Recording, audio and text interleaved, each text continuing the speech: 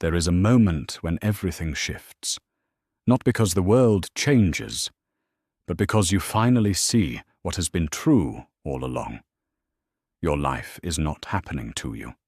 It is responding to you. Every person who walks into your world, every opportunity that appears or disappears, every obstacle that rises up to block your path, none of it is random. None of it is coincidence. All of it is a mirror, a reflection of the energy you broadcast into the world every single day. This is not poetry.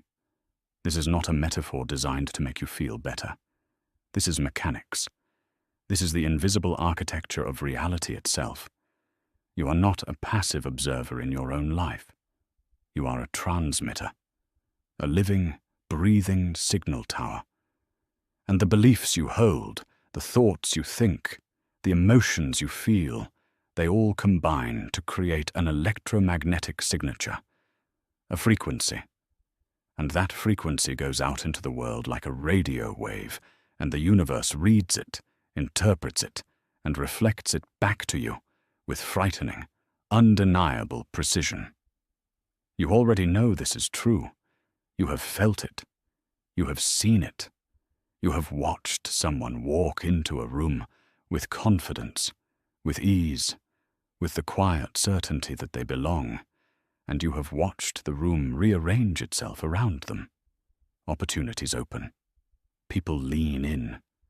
Doors that were closed suddenly swing wide. And you have also seen the opposite. You have watched someone shrink, someone doubt, someone carry the weight of unworthiness so visibly that the world treats them exactly as they fear it will. Overlooked, underestimated, invisible. And maybe you have been that person. Maybe you are that person right now. You work harder than anyone you know. You put in the hours. You follow the advice. You do everything right on paper. And still, the results do not come. The recognition does not arrive. The love feels conditional. The money feels scarce. The ease that others seem to experience remains just out of reach. You watch people with half your qualifications rise while you stay still. You watch relationships unfold effortlessly for others while yours require constant effort. You watch abundance flow to people who seem less deserving, less disciplined, less committed. And you wonder what you are doing wrong. You try positive thinking. You recite affirmations in the mirror. You visualize the life you want. You make vision boards and set intentions and tell yourself that this time, it will be different. And for a moment you believe it. For a moment you feel the hope rise in your chest like a wave. And then reality crashes back in. The same patterns repeat. The same obstacles resurface. The same disappointments arrive right on schedule. And the hope that felt so real just days ago now feels like a cruel joke. You are exhausted. Not just physically, emotionally, spiritually. You are tired of trying so hard and getting so little in return.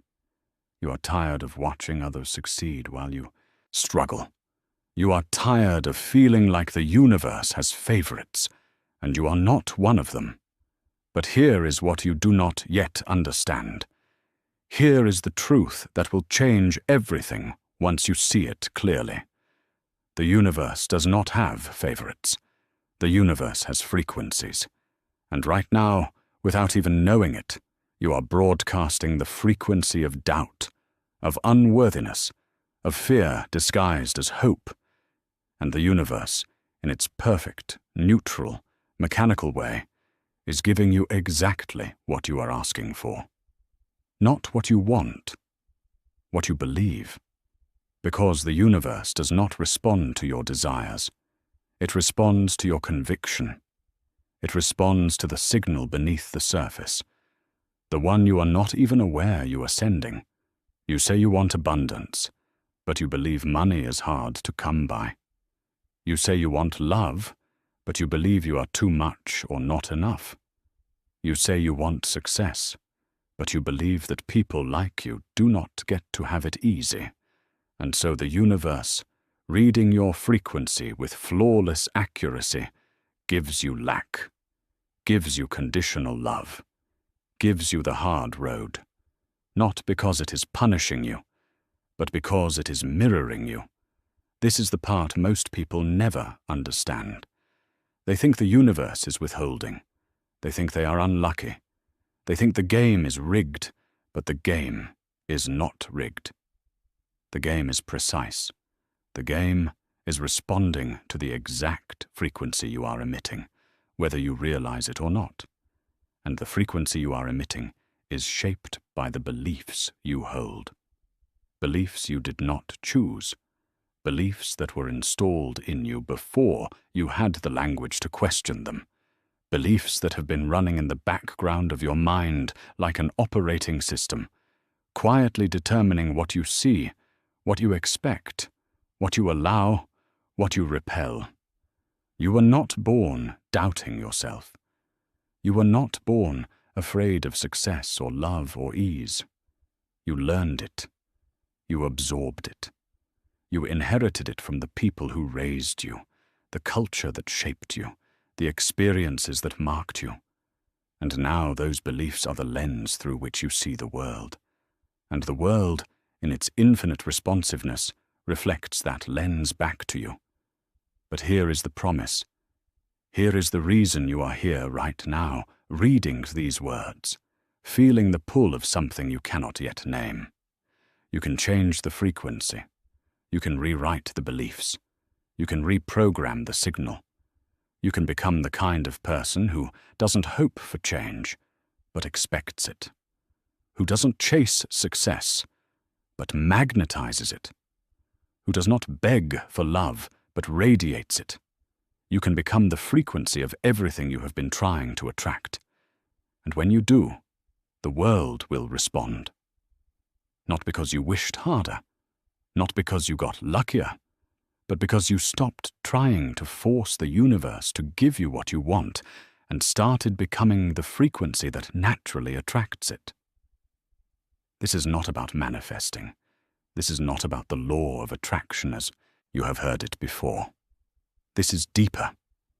This is about understanding the invisible mechanics of energy, belief, and resonance. This is about learning to see yourself as the source of your reality, not the victim of it. By the end of this journey, you will understand why some people seem to glide through life while others fight for every inch. You will understand why your past attempts at change have failed and what you need to do differently this time. You will understand the exact frequency of belief that magnetizes success, love, abundance, and peace into your life without force, without struggle, without the exhausting hustle that has drained you for years. You will learn the language the universe speaks, and you will learn to speak it fluently. You will discover the beliefs that have been sabotaging you, the ones you did not even know you had, and you will learn how to neutralize them, rewrite them, and replace them with beliefs that align with the life you actually want to live. You will learn how to design an environment, a routine, a way of being that keeps you locked into the frequency of your desired reality, even when life gets hard, even when doubt creeps in, even when the old patterns try to pull you back. You will understand the science behind all of this, the neuroscience of belief, the psychology of expectation, the physics of energy and resonance. You will see that this is not magic, this is mechanics. And once you understand the mechanics, you gain the power to change them. And most importantly, you will learn how to hold your frequency under pressure, how to stay anchored in your new belief when fear resurfaces, when results lag, when the people around you doubt your transformation. You will learn how to become unshakable. Not because you are perfect, but because you have trained yourself to return to your truth faster than the world can pull you away from you. This is not a quick fix. This is not a hack. This is a rewiring, a reprogramming, a complete shift in the way you see yourself, the world, and your place in it. And it works, not because I say so, but because thousands of people have walked this path before you. They have shifted their frequency, they have rewritten their beliefs, and they have watched their entire reality reorganize itself around their new signal. They stopped chasing, they started attracting, they stopped hoping, they started knowing, they stopped trying to convince the universe they were worthy. They became the frequency of worthiness itself, and now the universe has no choice but to respond. Because that is how this works. That is the rule. That is the law. You do not attract what you want. You attract what you believe. And right now, whether you realize it or not, you are already attracting. You are already broadcasting. You are already a magnet. The only question is, what frequency are you emitting? And more importantly, are you ready to change it? Because if you are truly ready to stop being the seeker and start being the signal, then this is where it begins. Not with hope, not with wishing, but with understanding, with clarity, with the willingness to look at the beliefs you have been carrying and decide, once and for all, that they no longer serve you. You are not broken. You are not cursed. You are not unlucky. You are simply tuned to the wrong frequency, and frequencies can be adjusted. Beliefs can be rewritten. Energy can be shifted. And when you shift your energy, everything shifts with it.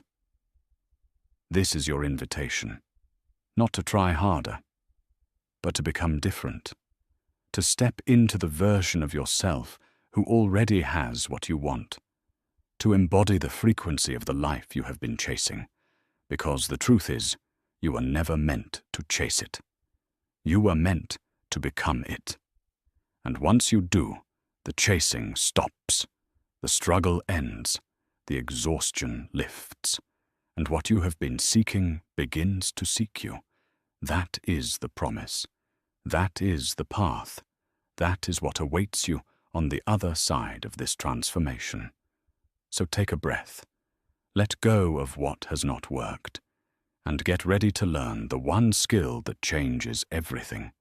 The skill of becoming the frequency you want to attract. You know the feeling. You have lived it more times than you can count. You wake up before dawn. You work through lunch. You stay late when everyone else goes home.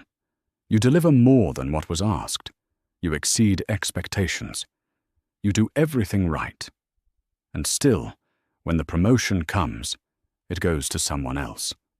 Someone who works less. Someone who seems to care less. Someone who, on paper, deserves it less.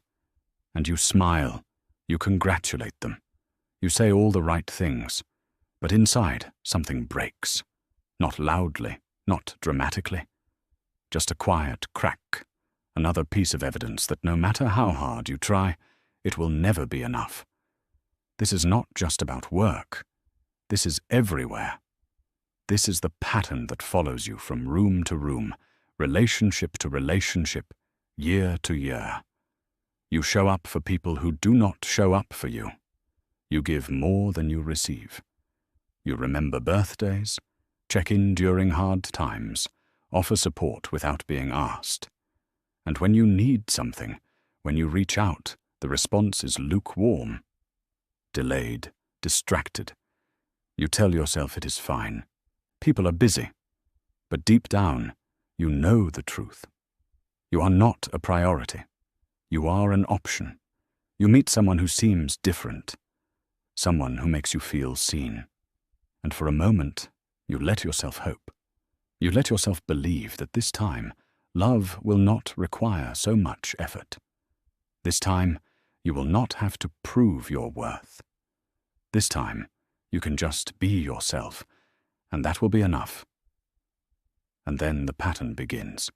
The texts that take hours to return, the plans that get cancelled, the affection that feels conditional, tied to your performance, your mood, your ability to make them feel good, and you find yourself working again, trying again, convincing them again that you are worth choosing, and the exhaustion sets in, the quiet desperation of loving someone while wondering if they would love you back if you stopped trying so hard. You look at your bank account, and no matter how much you earn, it never feels like enough. There is always something, always an expense you did not see coming, always a reason you cannot relax. You watch other people take vacations, buy things without guilt, invest in themselves without fear, and you wonder how they do it, how they move through the world with such ease while you calculate every purchase, justify every expense, carry the weight of scarcity, even when the numbers say you should feel secure. You tell yourself you are being responsible. You tell yourself you are being smart. But the truth is, you are afraid. Afraid that if you spend, there will not be more. Afraid that abundance is not meant for you. Afraid that money, like love, like success, is something you have to fight for. Something that will slip through your fingers the moment you stop gripping it so tightly. This is the silent broadcast, the frequency you do not even know you are emitting, the signal that goes out into the world before you speak a word, before you take a single action. It is the energy of someone who believes they have to work twice as hard for half the reward. And the universe, in its perfect neutrality, gives you exactly that. You overcompensate in relationships because you do not believe you are enough as you are. So you attract people who confirm that belief. People who take but do not give. People who stay as long as you are useful and leave the moment you stop performing. You doubt your worth at work even as you deliver exceptional results because somewhere deep inside, you believe that people like you do not get to have it easy. So you attract environments where effort is expected, but recognition is scarce. Where your value is acknowledged just enough to keep you trying, but never enough to make you feel secure. You cannot rest because rest feels unearned. You cannot relax because relaxation feels irresponsible. You cannot spend money on yourself without guilt because pleasure feels selfish. And so your body stays tense. Your nervous system stays activated. Your health begins to deteriorate under the weight of stress that never ends, because you have convinced yourself that ease is not for you. This is what it feels like to live at the wrong frequency, to broadcast unworthiness while hoping for validation, to emit doubt while praying for certainty, to radiate lack while wishing for abundance. And the cruelest part is that you are trying. You are trying so hard, harder than most people will ever try. You are doing the work. You are showing up. You are giving everything you have. And still, the results do not match the effort. Still, the world does not respond the way you need it to. So you try harder. You work longer hours. You say yes when you want to say no. You shrink yourself to make others comfortable. You perform to earn love. You hustle to prove your worth. And the more you do this, the more exhausted you become. The more resentful you feel. The more you wonder why life has to be so hard for you when it seems so easy for everyone else. You watch people who seem less qualified get the opportunities you have been working toward for years. You watch them walk into rooms with confidence you have never felt and walk out with offers you have been denied. And you tell yourself they are lucky. They have connections.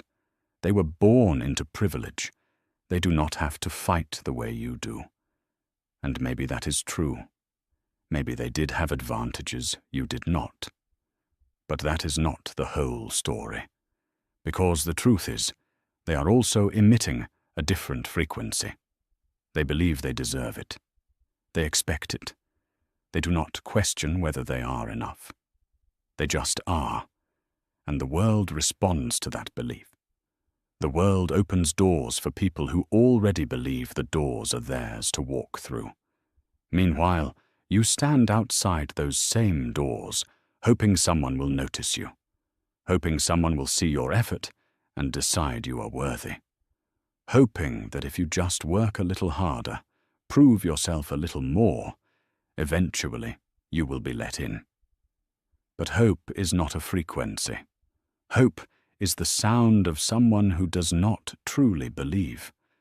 Hope is what you feel when you want something, but do not expect to receive it. And the universe does not respond to hope. It responds to conviction, to certainty, to the quiet, unshakable belief that what you desire is already yours, and you do not have that belief. Not yet. Not in the places that matter most. You hope your partner will see your value. But you do not believe you are irreplaceable. You hope your boss will recognize your contributions. But you do not believe you are indispensable. You hope money will flow more easily. But you do not believe abundance is your natural state. And so you get what you believe. Not what you hope for. What you believe. You get the conditional love because you believe love must be earned. You get the undervalued career because you believe you must prove your worth. You get the financial stress because you believe money is scarce and hard to come by.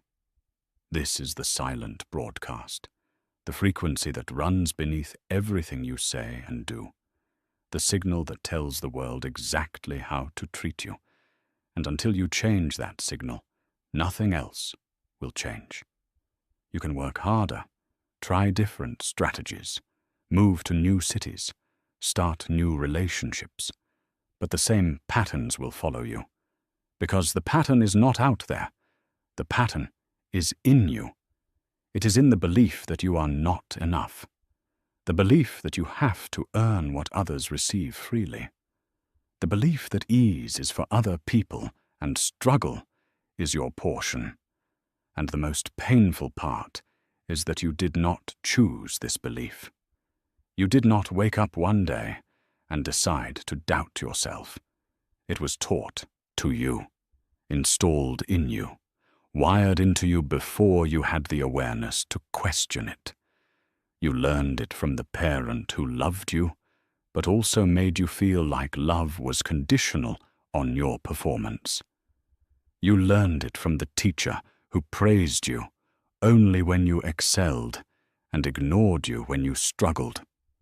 You learned it from the culture that told you success requires suffering, that rest is laziness, that wanting more is greed. You learned it from every time you were overlooked, every time you were told you were too much or not enough, every time you reached for something and were met with rejection, every time you hoped and were met with disappointment. And now those lessons live in your body, in your nervous system, in the way you hold yourself, the way you speak, the way you move through the world. And that energy, that frequency, goes out before you even open your mouth. And people feel it. Opportunities sense it. The universe reads it.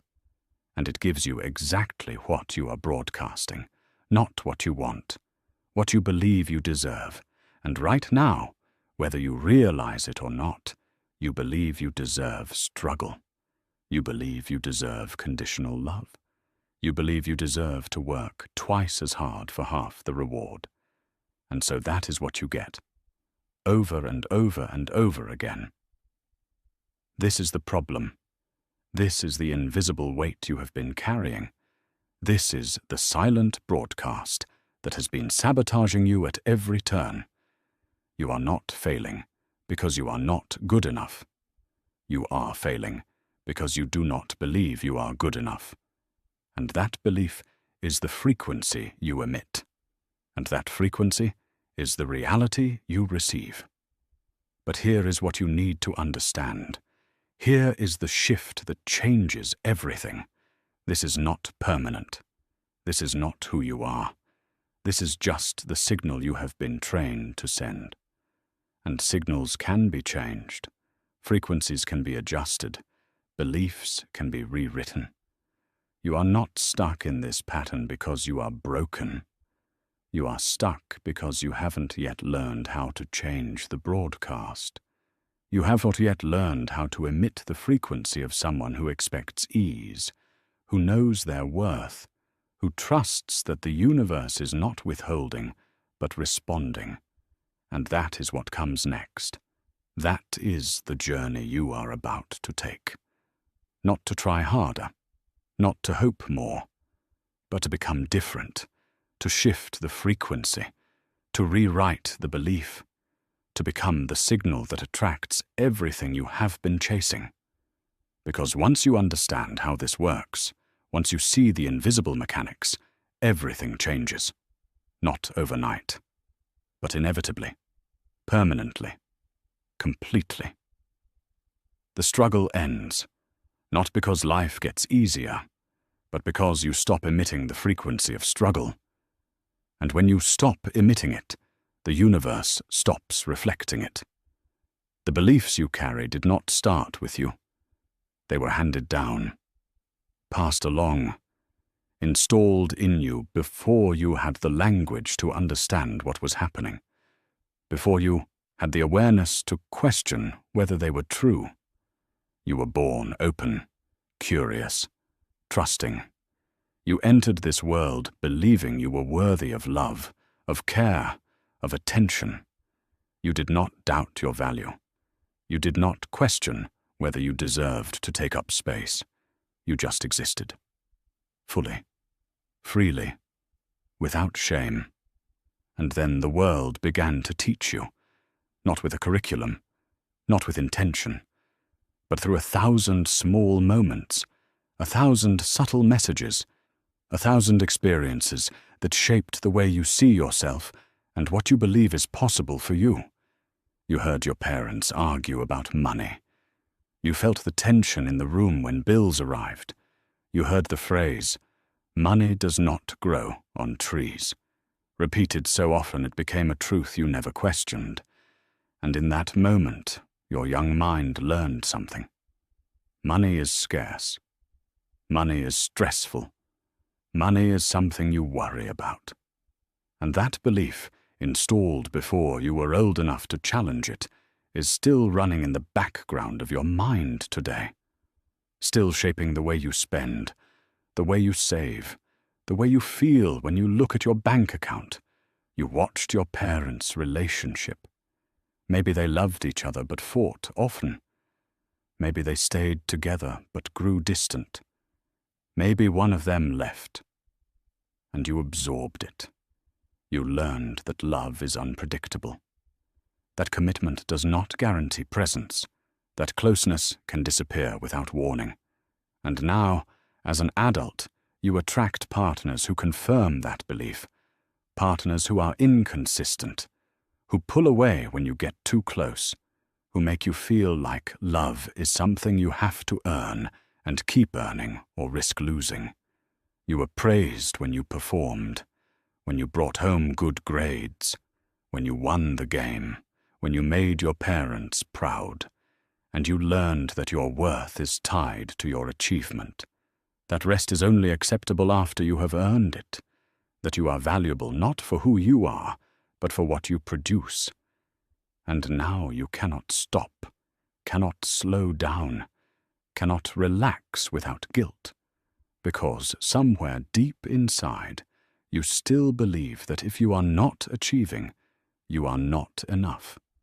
This is how beliefs form, not through conscious decision, but through repetition, through observation, through the emotional experiences that marked you when your brain was still developing, still learning how the world works, still figuring out how to survive in it. And survival is the key, because the brain you have, the one making decisions every moment of every day, was not designed to make you happy. It was designed to keep you alive, to keep you safe, to scan the environment for danger and respond before you even have time to think. This was useful when danger was physical, when survival meant avoiding predators, finding food, staying warm. But in the modern world, the threats are not physical. They are social, emotional, psychological, and your brain, still wired for ancient dangers, treats rejection like a predator, treats failure like a threat to survival, treats the unfamiliar like something to be avoided at all costs. So it scans, constantly, not for opportunity, not for possibility, for danger, for evidence that you are not safe, for proof that you should stay small, stay quiet, stay within the boundaries of what is known. And what is known is the familiar. Even when the familiar is painful, even when the familiar is limiting, even when the familiar is the very thing keeping you stuck, your brain prefers it, because the familiar is predictable, and predictability, to your nervous system, equals safety. This is why you repeat the same patterns, why you attract the same kind of people, why you find yourself in the same situations over and over again, even when you swore you would do things differently this time. It is not because you are broken. It is not because you are weak. It is because your brain is doing exactly what it was designed to do. It is keeping you in the zone of what feels safe. And what feels safe is what you have already survived. You have survived being undervalued. You have survived conditional love. You have survived financial stress. So your brain, in its attempt to protect you, keeps you there. Because if you have survived it once, you can survive it again. But if you reach for something new, something unfamiliar, something that requires you to believe you are worthy of more, that is a risk. That is uncertain. That is dangerous. And so your brain resists. It creates doubt. It amplifies fear. It reminds you of every time you tried and failed, every time you hoped and were disappointed, every time you reached for more and were met with rejection. This is not your conscious mind. This is deeper.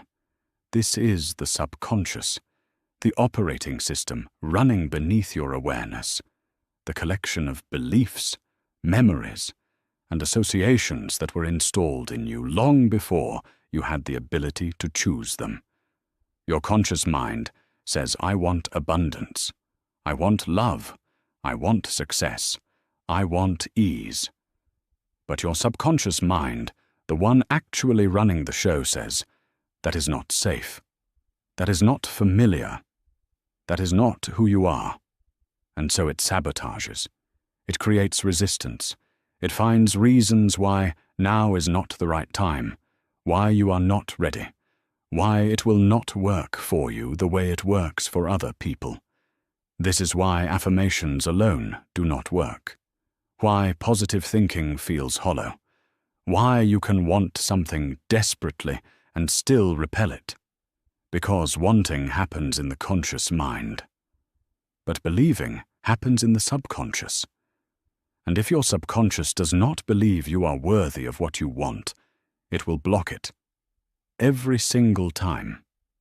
A child who heard, we cannot afford that, every time they asked for something, now unconsciously repels financial opportunity, not because they do not want money, but because their subconscious associates wanting with disappointment, with being told no, with the feeling of lack. So as an adult, they work hard, but never quite break through.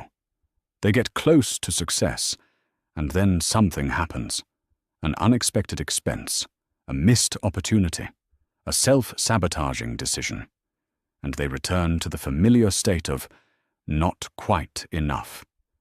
Because that is what feels safe. That is what their subconscious knows. Someone who witnessed volatile love as a child, who watched affection turn to anger without warning, who learned that closeness is dangerous, now attracts inconsistent partners, not because they want inconsistency, but because consistency feels foreign. It feels too good to be true. It triggers alarm bells in the subconscious that say, this will not last. So they either push away the stable partner or stay with the inconsistent one because at least that matches what they know. At least that feels like the love they learned. A person who was only praised for achievement, who learned that their value is conditional on performance, now cannot rest. They reach a goal and immediately set another. They accomplish something and feel empty hours later. They work themselves into exhaustion because stopping feels like failure. Because rest, to their subconscious, equals worthlessness, and so they stay in motion, always proving, always producing, always running from the fear that if they stop, they will be exposed as not enough. This is not weakness. This is not character failure. This is neurobiology. This is the way your brain was wired by the environment you grew up in, by the experiences that shaped you, by the survival strategies you developed to navigate a world that did not always feel safe. And here is the most important thing you need to understand, the most liberating truth, the one that replaces shame with clarity and judgment with compassion. You did nothing wrong. The beliefs you carry are not your fault. You did not choose them. You absorbed them. You were a child trying to make sense of the world, trying to survive, trying to figure out how to be loved, how to be safe, how to belong. And the beliefs you formed, even the limiting ones, served a purpose. They helped you navigate your circumstances. They protected you from pain. They kept you functioning in an environment that may not have been designed to help you thrive. But here is what has changed. You are not a child anymore. The circumstances that created those beliefs no longer exist. The dangers you were protecting yourself from are no longer present. The survival strategies that once served you are now the very things holding you back. You do not need to stay small to be safe. You do not need to doubt yourself to avoid disappointment. You do not need to work twice as hard to prove you are enough. Those strategies worked once, but they do not work now. Now they are the prison. Now they are the frequency keeping you stuck in a reality you no longer want. And the most powerful truth is this: what was wired can be rewired. The brain is not fixed. It is adaptable, flexible, capable of change at any age. This is not theory. This is neuroscience. This is a fact. Every time you challenge an old belief, you weaken the neural pathway that supports it. Every time you install a new belief, you create a new pathway. And with repetition, with consistency, with emotional intensity, that new pathway becomes stronger, becomes automatic, becomes the default. The brain you have was shaped by the world you survived. But survival mode is not the same as thriving mode. Survival mode scans for danger. Thriving mode scans for possibility.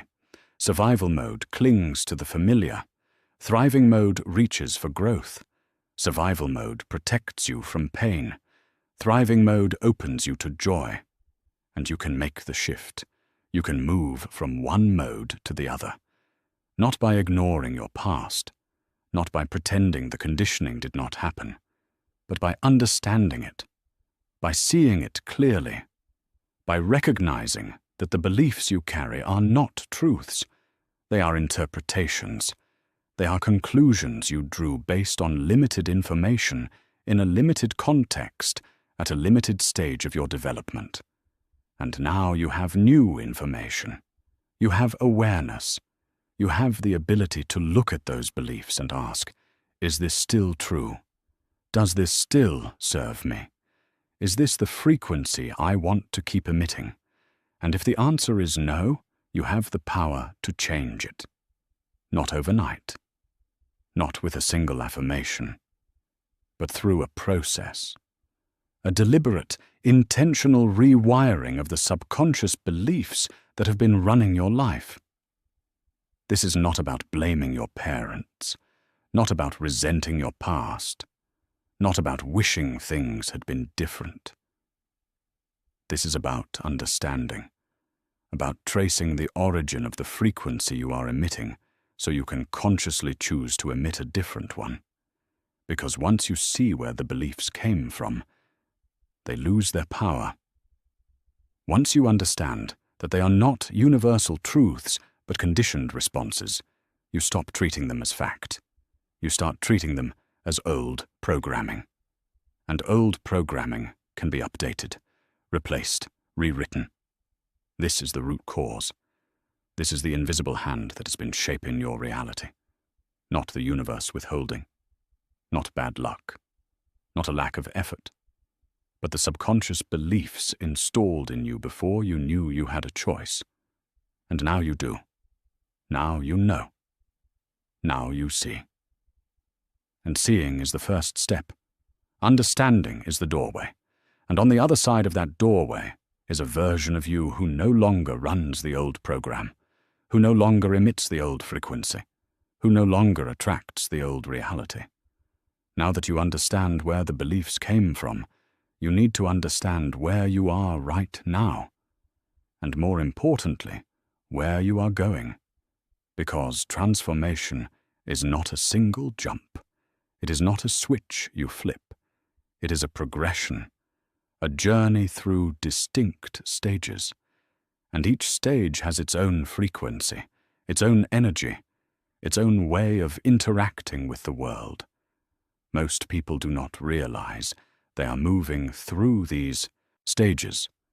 They think they are either stuck or free, either broken or fixed. But the truth is more nuanced. The truth is that you are always at a specific frequency, and that frequency determines what you attract, what you see, what you believe is possible. Understanding these frequencies gives you a map. It shows you where you have been, where you are now, and where you are headed. It removes the confusion. It replaces frustration with clarity. It helps you see that you are not failing. You are evolving. And evolution happens in stages. There are 5 frequencies, 5 levels of belief, 5 ways of moving through the world, and each one creates a different reality. Frequency 1 is resistance. This is where most people live without realizing it. This is the frequency of someone who believes life is against them, that success is not meant for them, that no matter what they do, it will not be enough. At this frequency, every setback is proof, every disappointment is evidence, every obstacle confirms the story you have been telling yourself. The world does not work for people like me. You try, but you do not really expect it to work. You apply for the job, but you already know you will not get it. You go on the date, but you are already braced for rejection. You invest in yourself, but you are already preparing for it to be a waste. This is not conscious. You do not wake up and say, I am going to sabotage myself today. But the energy is there, the frequency is there, and it broadcasts loud and clear. You are resigned, defeated, convinced that effort leads to disappointment. And the universe, in its perfect neutrality, responds. You do not get the job. The date does not lead anywhere. The investment does not pay off. And you nod. You knew it. You were right. And the frequency strengthens. At this level, you repel what you want. not because you do not want it, but because you do not believe it is available to you. And that belief is the signal, and the signal is what the universe reads. This is the hardest frequency to shift from, because it feels like truth. It feels like realism. It feels like you are just being honest about how the world works. But it is not truth. It is a filter, a lens, a frequency that only allows you to see evidence of what you already believe. Frequency 2 is hope. This is where you are when you first start trying to change. You have read the books. You have heard about manifestation. You have decided that maybe, just maybe, things can be different. You try affirmations. You make a vision board. You write down your goals. You tell yourself that this time you will believe. This time you will stay positive. This time it will work. And for a few days, maybe even a few weeks, you feel it. You feel the hope rise. You feel the excitement. You feel like you are finally on the right path. But then doubt creeps in. A small setback happens. Someone criticizes you. Something does not go as planned, and the hope wobbles. The positivity feels forced. The affirmations feel hollow. Because the truth is, your conscious mind wants to believe, but your subconscious does not. Your conscious mind is saying yes, but your subconscious is still saying no. And when the conscious and subconscious are at war, the subconscious always wins. At this frequency, your energy is mixed. You are sending out conflicting signals. You want abundance, but you still feel scarcity. You want love, but you still fear rejection. You want success, but you still doubt your worth. And the universe responds to the mixed signal with mixed results. You get some wins, but they do not last. You get some progress, but it does not stick. You move forward, then slide back, forward, then back. And the frustration builds because you are trying so hard, but the reality is not changing the way you hoped it would. This is not failure. This is progress, because at least you are trying. At least you are aware. At least you have moved out of pure resistance. But you have not yet landed in belief. You are in the gap between wanting and having, between hoping and knowing. And that gap is where most people give up. Frequency 3 is openness. This is where the shift begins to happen. This is where you start to see evidence that contradicts the old story. Small wins appear. Things that used to feel impossible start to feel possible. You take a chance, and it works out. You set a boundary, and people respect it. You ask for what you want, and you receive it. Not every time, not perfectly, but enough times that you start to wonder. Enough times that doubt begins to crack. At this frequency, you are no longer fighting. You are no longer forcing. You are allowing. You are curious. You are open to the idea that maybe the universe is not against you. Maybe it is neutral. Maybe it is even responsive. Your energy shifts from resistance to curiosity, from desperation to exploration. You stop gripping so tightly. You stop needing to control every outcome. You start to trust that if you show up as your highest self, the world will meet you there. This is the frequency where transformation becomes real, where belief starts to take root, where the new neural pathways begin to strengthen. You are not fully there yet. You still have moments of doubt. You still slip back into old patterns, but you recover faster. You return to the new frequency more quickly. You start to notice that the more you trust, the more evidence you get that trust is warranted. At this level, you attract opportunities you would have missed before, not because they were not there, but because you were not open to seeing them.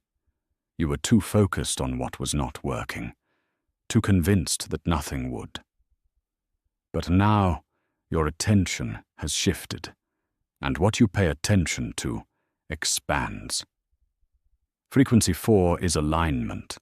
This is where hope becomes certainty, where trying becomes being, where effort becomes flow. At this frequency, you no longer hope for change. You expect it. You no longer chase success. You walk toward it, knowing it is already yours. You no longer wonder if you are worthy. You know you are. Your thoughts, emotions, and actions move in harmony. There is no internal conflict. No part of you is doubting while another part is believing. You are unified, coherent, clear. And because your signal is clear, the universe responds with clarity. Opportunities appear without force. Doors open without you having to knock them down. People show up who align with your frequency. Resources flow to you because you are no longer repelling them with doubt. This does not mean life is perfect. It does not mean challenges disappear. But it means you face them from a different place. You do not interpret setbacks as evidence of unworthiness. You interpret them as redirections, as refinements, as part of the process. At this frequency, you trust the timing. You trust the process. You trust yourself. And that trust is magnetic. It draws to you exactly what you need, exactly when you need it. You no longer feel like you are forcing. You no longer feel like you are convincing. You are simply being. And your being is so aligned with what you desire that the gap between wanting and having dissolves. This is the frequency most people are reaching for. This is what alignment feels like.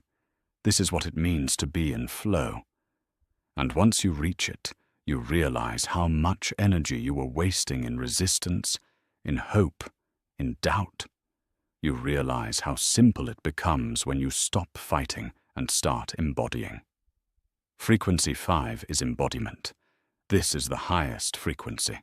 This is where you are no longer trying to attract success, love, or abundance. You are those things.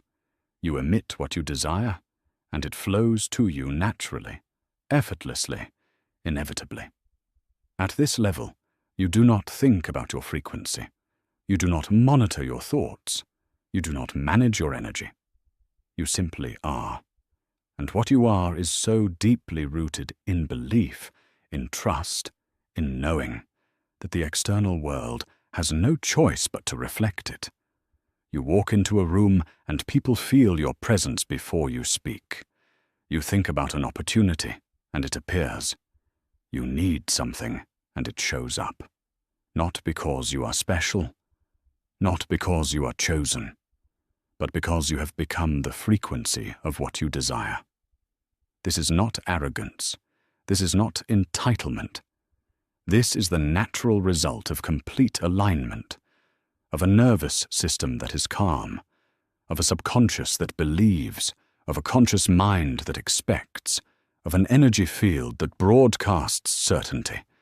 At this frequency, you are unshakable, not because nothing bothers you, but because you return to your center so quickly that disruptions do not derail you.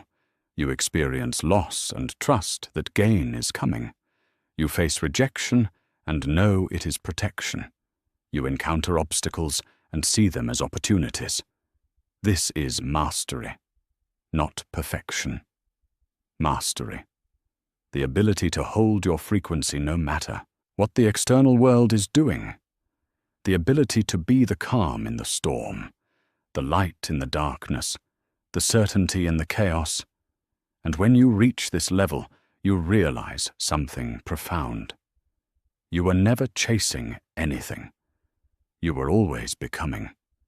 And now that you have become, the chasing stops, the seeking ends, and everything you ever wanted begins to seek you. So where are you right now? What frequency are you emitting? Are you in resistance, convinced that life is against you? Are you in hope, trying to believe but still wrestling with doubt? Are you in openness, starting to see evidence that change is real? Are you in alignment, moving through life with trust and flow? Or are you in embodiment, living as the frequency itself? Wherever you are, it is not permanent. You are not stuck. You are simply at a stage. And stages are meant to be moved through, not rushed, not skipped, but progressed through with awareness, with intention, with the understanding that each level builds on the last. And the goal is not to judge where you are. The goal is to see it clearly, to understand it, to honor it as part of the journey, and then to consciously, deliberately, intentionally move to the next level. Because you are not meant to stay where you are. You are meant to evolve, to rise, to become the frequency that attracts everything you have been reaching for. And that process begins now. Now that you know where you are on the journey, you need to know how to move forward, how to shift from one frequency to the next, how to take the beliefs that have been running your life and replace them with beliefs that align with the reality you actually want. This is not about positive thinking. This is not about repeating words you do not believe. This is about reprogramming the subconscious, about resetting the frequency at its source, about changing the signal you are broadcasting so the universe has no choice but to respond differently. This is the Belief Reset Protocol, a clear, step-by-step process that takes you from unconscious limitation to conscious creation. And it works, not because it is magic, but because it follows the mechanics of how belief is formed, how it is reinforced, and how it can be changed. The first step is to identify the pattern. You cannot change what you cannot see. So you must look at your life with ruthless honesty, not to judge yourself, not to shame yourself, but to see clearly what has been showing up over and over again. Look at your relationships. What patterns keep repeating? Do you attract people who are emotionally unavailable? People who take more than they give? People who make you feel like you have to earn their love? Look at your career. Do you get overlooked for promotions? Do you work harder than everyone around you, but receive less recognition? Do you doubt your worth even when you deliver exceptional results? Look at your finances. Does money feel scarce no matter how much you earn? Do unexpected expenses always appear right when you start to feel secure? Do you feel guilty spending money on yourself? These patterns are not random. They are not bad luck. They are reflections, mirrors, evidence of a belief that is running beneath the surface, shaping your reality without your conscious awareness. Write them down. Name them. Be specific. The more clearly you can see the pattern, the more power you have to change it. The second step is to name the belief. Now trace the pattern back to its source. What belief is fueling this outcome? What story are you telling yourself, consciously or unconsciously, that creates this reality? If you keep attracting unavailable partners, the belief might be, I am not worthy of consistent love. If you keep getting overlooked at work, the belief might be, I am not enough.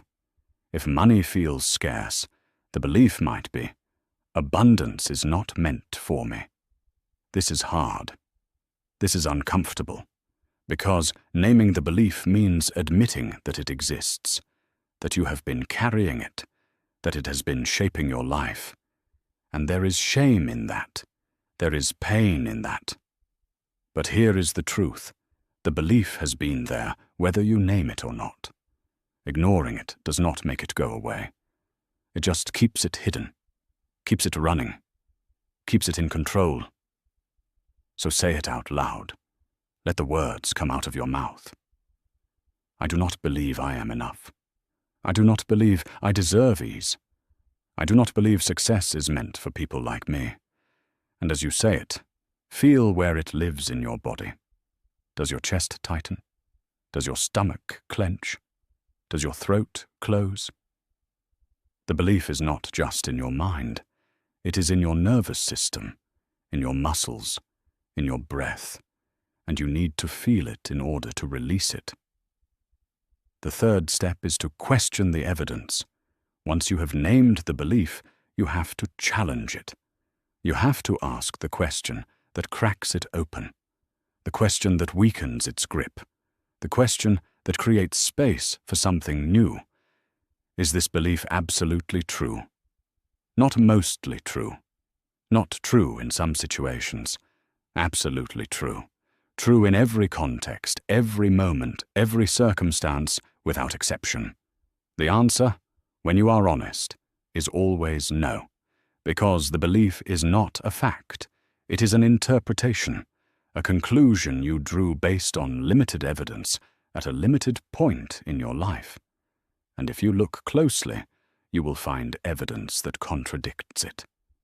When have you been enough? Think. Search your memory.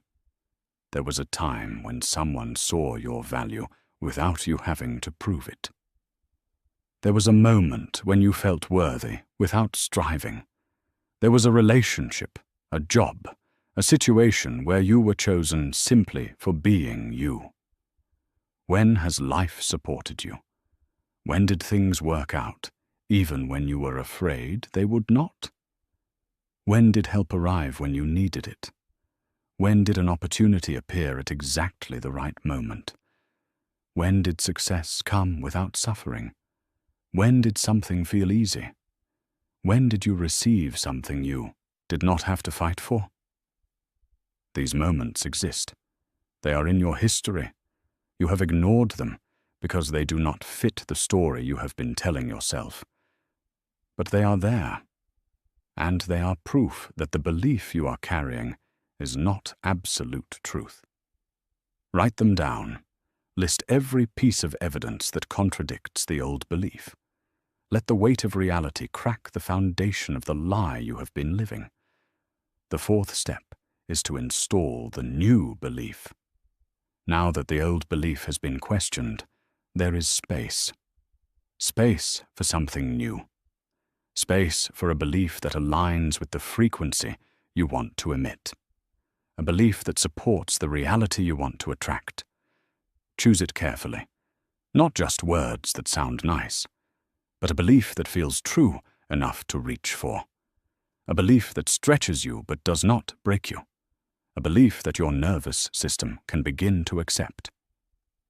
If the old belief was, I am not enough, the new belief might be, I am worthy as I am. If the old belief was, abundance is not meant for me, the new belief might be, I am supported by life itself. If the old belief was, success requires suffering, the new belief might be, ease is available to me. Say it out loud. But do not just say it. Feel it. Embody it. Let your body shift as you speak the words. Stand taller. Breathe deeper. Let your posture reflect the truth of the new belief. Visualize it as already true. Close your eyes and see yourself living from this belief. See yourself moving through the world with the confidence that you are enough. See yourself receiving abundance without fear. See yourself succeeding without struggle. Let your brain rehearse the new reality and repeat it. Not once, not twice, but daily. Multiple times a day. With emotion, with conviction, with the understanding that repetition is what rewires the brain, that the new belief becomes automatic only after it has been practiced, reinforced, embodied over and over again. The fifth step is to anchor it through action. Belief without action is just a wish. You can say the words. You can visualize the outcome. But if your behavior does not change, your subconscious will not believe you. It will see the gap between what you say and what you do, and it will default back to the old program. So take action.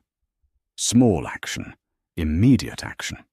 Action that reflects the new belief and broadcasts the new frequency. If your new belief is, I am worthy of ease, then rest without guilt. Say no to something that drains you. Delegate a task you would normally force yourself to do alone. If your new belief is, abundance flows to me naturally, then spend money with ease. Buy something you want without justifying it. Tip generously. Give without the fear that there will not be more. If your new belief is, I am enough as I am, then set a boundary. Stop overcompensating. Stop proving. Show up as yourself and trust that it is sufficient. The action does not have to be big. It just has to be aligned. It has to send the message to your subconscious that you are serious, that this is not just another affirmation you will abandon when doubt creeps in, that you are becoming the frequency, not just hoping for it. Let me show you how this works in real life. Imagine you are reprogramming financial scarcity. You notice the pattern. Money always feels tight. Even when you earn more, expenses rise to match. You feel anxious every time you check your bank account. You cannot spend without guilt. You name the belief. Money is scarce. I have to hold on to every dollar or there will not be more. You question the evidence. Has money always been scarce? No. There have been times when you had enough. Times when unexpected money arrived. Times when you spent freely and nothing bad happened. You install the new belief. Money flows to me easily and consistently. I am supported financially. You anchor it through action. You go out for coffee without calculating the cost. You donate to a cause you care about. You buy the book you want instead of waiting for it to go on sale. And as you do, you feel the shift. The tightness in your chest loosens. The fear quiets. The new belief begins to take root. Or imagine you are healing relationship patterns. You notice the pattern. You attract partners who are inconsistent, who pull away when you get close, who make you feel like love is something you have to chase. You name the belief. I am not worthy of steady, committed love. I have to earn affection. You question the evidence. Has every relationship been this way? No. There have been people who showed up consistently. There have been moments when you felt loved without trying. There have been friendships where you did not have to prove your worth. You install the new belief. I am worthy of love that is steady, present and freely given. You anchor it through action. You stop chasing. You stop overcompensating. You set a standard and hold it. You walk away from inconsistency instead of tolerating it. And as you do, the frequency shifts, and different people begin to appear. People who match the new belief. Or imagine you are releasing perfectionism. You notice the pattern. You cannot rest until everything is perfect. You work yourself to exhaustion. You feel guilty when you are not productive. You name the belief. My worth is tied to my output. If I am not achieving, I am not enough. You question the evidence. Has your worth ever actually depended on achievement? No. There have been people who loved you when you were doing nothing.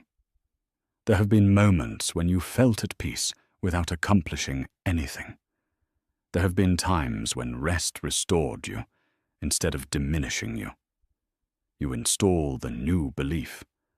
I am inherently valuable. My worth is not tied to what I produce. You anchor it through action. You take a full day off without guilt. You say no to a project that would stretch you too thin. You rest in the middle of the day without justifying it. And as you do, the eye-horse grip of perfectionism loosens. The new belief becomes real. This is the method. This is the protocol. This is how you reset the frequency at its core. It is simple, but simple is not easy. It requires honesty. It requires courage. It requires the willingness to look at the beliefs you have been avoiding and challenge them with evidence, with intention, with action. But it works. And every time you complete the cycle, the new belief gets stronger. The old belief gets weaker. The frequency shifts, and the universe responds. The protocol is the foundation. But foundation alone is not enough. You need reinforcement. You need tools that deepen the shift, stabilize the new frequency, and protect it from the pull of the old patterns. These are not optional. These are essential, because belief is not built in a single moment. It is built through repetition, through environment, through the small daily choices that either strengthen the new frequency or erode it. What you are about to learn are the practices that take the reset from temporary to permanent, from intellectual understanding to embodied reality. These are the tools that amplify your signal, anchor your new belief, and train your entire system to hold the frequency even when life tests you. Start with your environment. Your surroundings are not neutral. They are not passive. They are constantly sending you messages about who you are and what is possible for you. And if your environment reflects the old frequency, it will pull you back, no matter how strong your intention is. Look around you right now. What do you see? Is your space cluttered, chaotic, a reflection of overwhelm? Is it filled with objects that remind you of lack, of struggle, of a version of yourself you are trying to leave behind? Are there items you keep out of guilt, out of obligation, out of the belief that you cannot afford to replace them? Your environment is speaking to your subconscious every moment you are in it. And if it is speaking the language of scarcity, of unworthiness, of limitation, then that is the frequency you will absorb. That is the signal you will emit. So audit your space. Walk through it with the eyes of someone who is becoming the frequency you desire. What needs to go? What no longer matches the identity you are stepping into? What is anchoring you in the past? Release it. Not all at once if that feels overwhelming. But begin. One drawer, one shelf, one corner. Let go of the woo that carry the energy of who you used to be, and then cure it. Deliberately, intentionally. Bring in objects, images, symbols that reflect the reality you are attracting. If you are becoming someone who experiences abundance, surround yourself with beauty. Fresh flowers, quality items, space that feels expansive rather than cramped. If you are becoming someone who trusts in ease, create order. Clear surfaces, clean lines, an environment that feels calm rather than chaotic. This is not about perfection. This is not about spending money you do not have. This is about sending a clear signal to your subconscious that you are serious, that the identity shift is real, that the person you are becoming lives in a space that reflects their worth, their belief, their frequency. Your environment should remind you, every time you walk into it, of who you are becoming. It should feel like the external reflection of your internal shift. And when it does, it becomes a reinforcement, a constant, silent affirmation that you are already the person you are working to become.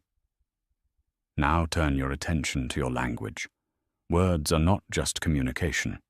Words are spells. They are incantations. They shape reality. And the way you describe yourself, your life, your future is either reinforcing the new frequency or anchoring you in the old one. Listen to yourself speak. Listen to the phrases you use without thinking. Listen to the way you describe your circumstances, your emotions, your possibilities. Do you say, "I cannot afford that"? Or do you say, "I choose not to prioritize that right now"? The first is the language of lack. The second is the language of agency. The first broadcasts scarcity. The second broadcasts choice. Do you say, "I am so stressed"? Or do you say, "I am navigating a busy season"? The first is the language of overwhelm. The second is the language of capacity. The first makes you a victim. The second makes you a navigator. Do you say, "I always struggle with this"? Or do you say, "I am learning to handle this differently"? The first locks you into a pattern. The second opens the door to change. These shifts seem small, they seem subtle, but they are not. Because every time you speak, you are programming your subconscious. You are reinforcing a belief. You are emitting a frequency. And if your words reflect the old story, your subconscious will keep that story alive. So practice. Catch yourself. Notice when you default to the language of limitation, of victimhood, of defeat. And choose different words, not as a performance, not to pretend everything is fine, but as a deliberate act of frequency alignment. Your words should match the belief you are installing. If you are becoming someone who trusts in abundance, stop saying you are broke. If you are becoming someone who believes they are enough, stop apologizing for taking up space. If you are becoming someone who expects ease, stop glorifying struggle. Shift your language. Shift your frequency. Now let us talk about your breath. Because when doubt creeps in, when fear resurfaces, when the old pattern tries to pull you back, the first thing that changes is your breathing. It becomes shallow, tight, restricted. And when your breath is restricted, your nervous system interprets that as danger. And when your nervous system senses danger, it pulls you out of the frequency of trust and into the frequency of survival. So you need a tool that resets the system, that brings you back to calm, back to clarity, back to the frequency of someone who is not in danger, but in control. Here is the technique. It is simple. It is immediate. It is something you can do anywhere, anytime, without anyone noticing. Breathe in for a count of 4. Hold for a count of 4. Breathe out for a count of 6. Hold for a count of 2.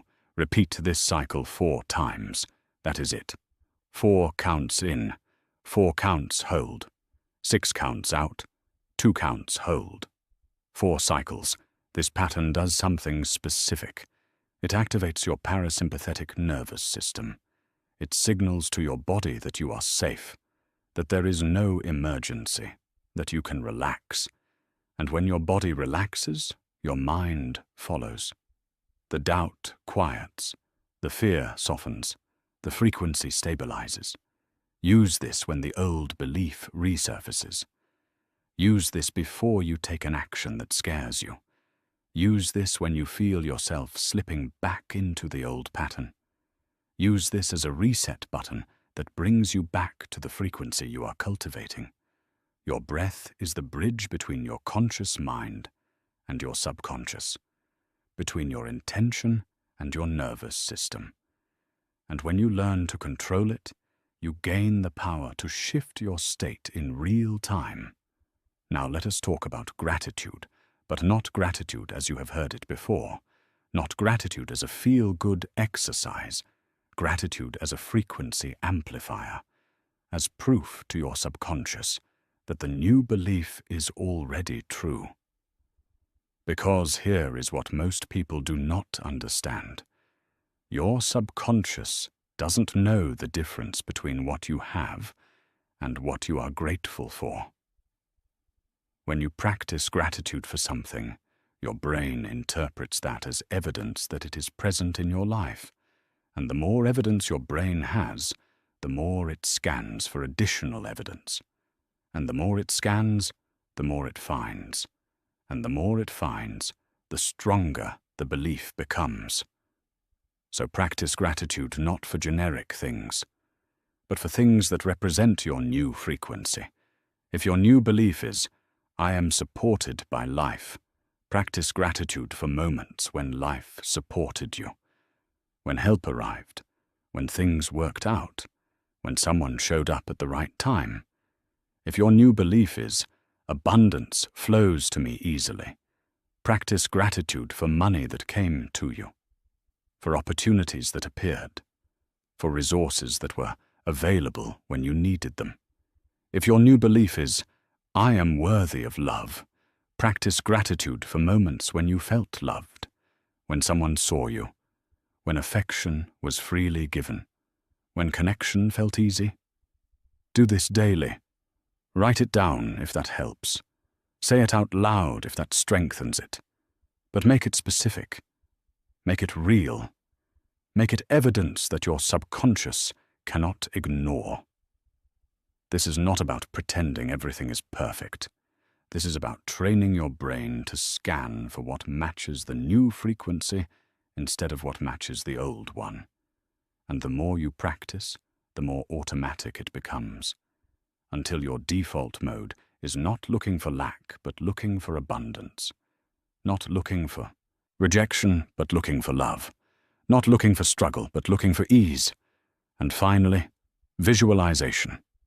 Not as fantasy, not as escape, but as rehearsal, as practice, as a way to train your nervous system to hold the frequency of already having what you desire.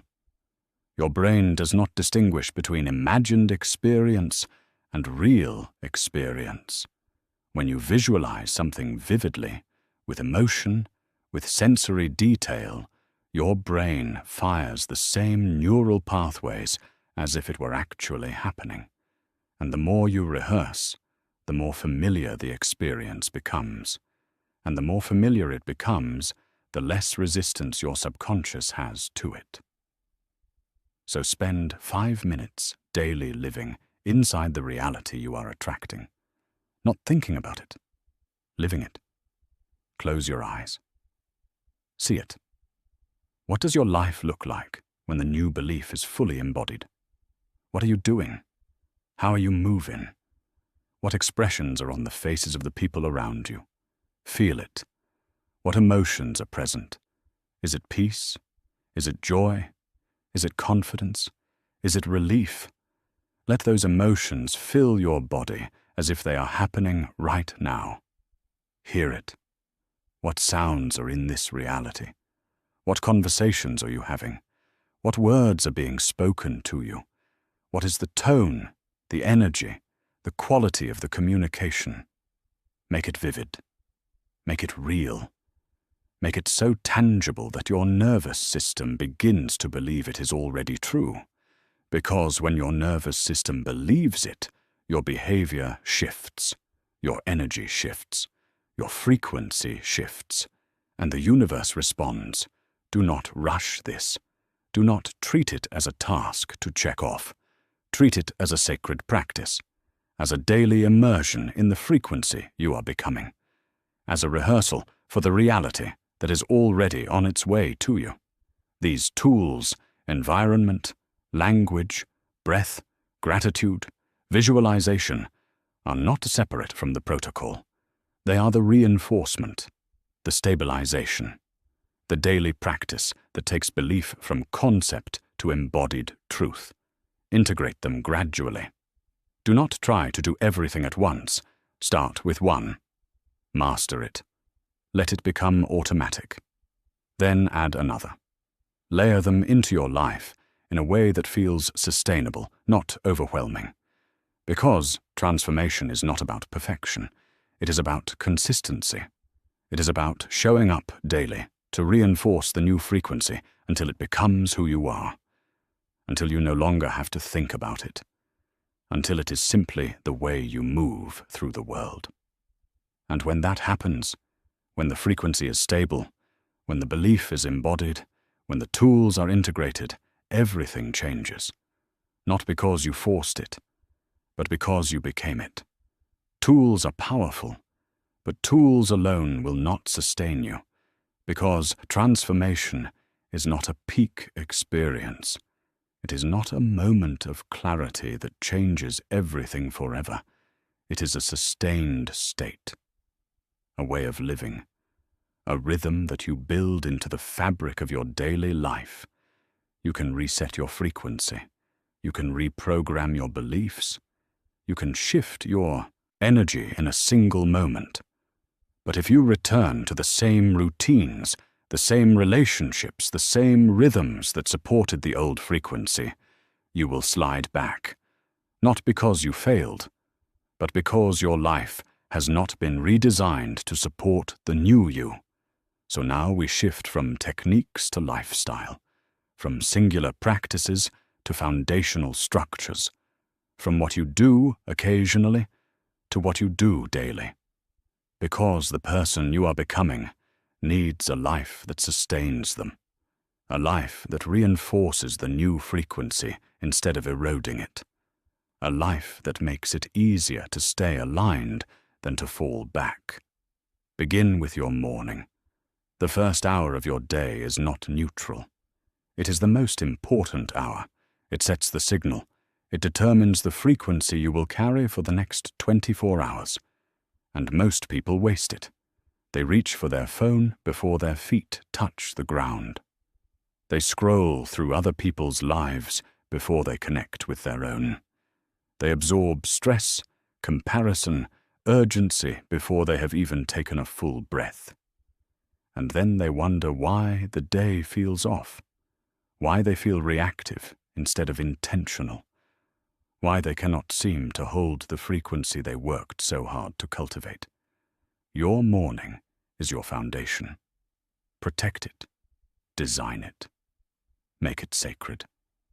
This is where you ground yourself in the new belief before the world makes demands. This is where you set the signal before external noise tries to drown it out. What does this look like? It does not have to be elaborate. It does not require an hour of meditation or a complex routine. It requires intention.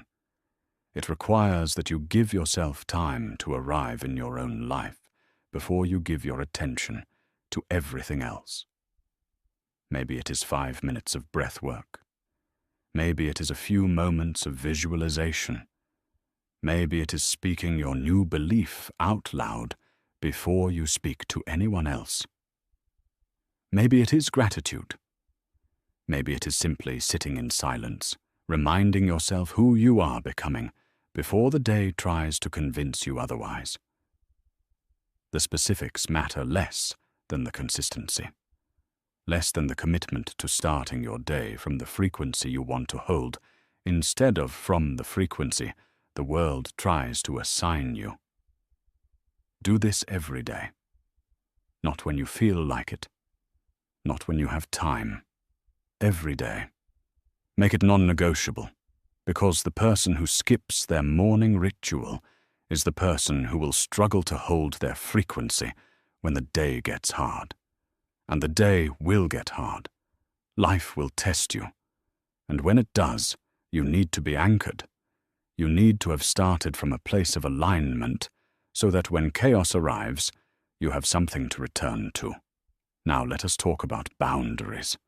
Because you cannot maintain a high frequency while tolerating low-frequency people, environments, or obligations. You cannot emit the energy of worthiness while accepting treatment that makes you feel worthless. You cannot hold the belief that you deserve ease while saying yes to things that drain you. Boundaries are not walls. They are not rejection. They are frequency protection. They are the way you safeguard your energy so that the signal you worked so hard to shift does not get diluted, distorted, or drowned out by people and situations that do not match it.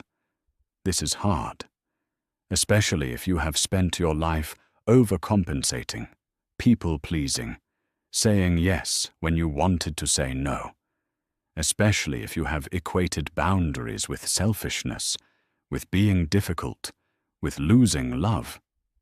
But here is the truth. The people who require you to have no boundaries are the people who benefit from your lack of them.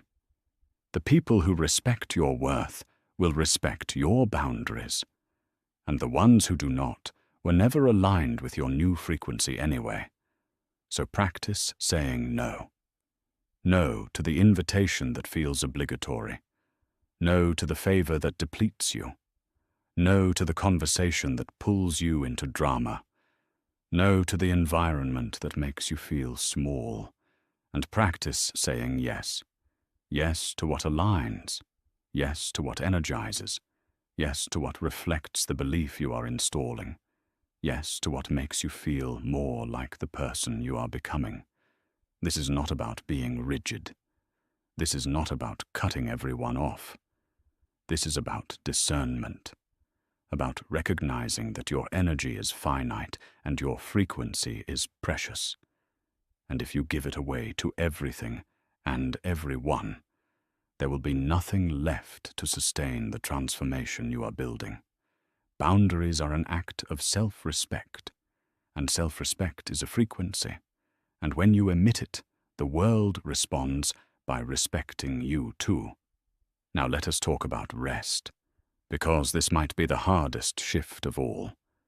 You have been trained by hustle culture to believe that rest is lazy, that ease is unearned, that if you are not grinding, you are falling behind. And that belief, more than almost any other, keeps you locked in the frequency of struggle. Rest is not weakness. Rest is not indulgence. Rest is a radical act of belief. It is proof that you trust life to support you, even when you are not in motion. It is evidence that your worth is not tied to your output. It is the signal that you are safe, that you are enough, that you do not have to earn your existence through constant effort. And your ability to relax without guilt is a direct measure of your frequency. If you cannot rest, it is because you do not yet believe you deserve it. If you cannot stop, it is because you are still running from the fear that if you do, everything will fall apart. But the truth is the opposite. Rest restores you. It recalibrates your nervous system. It clears the noise so you can hear your intuition. It creates space for insight, for creativity, for the opportunities that cannot arrive when you are too busy forcing. So practice rest. Real rest. Not scrolling, not numbing, not distracting, but true rest. Lying down in the middle of the day without justifying it. Taking a walk without a destination. Sitting in silence without filling it.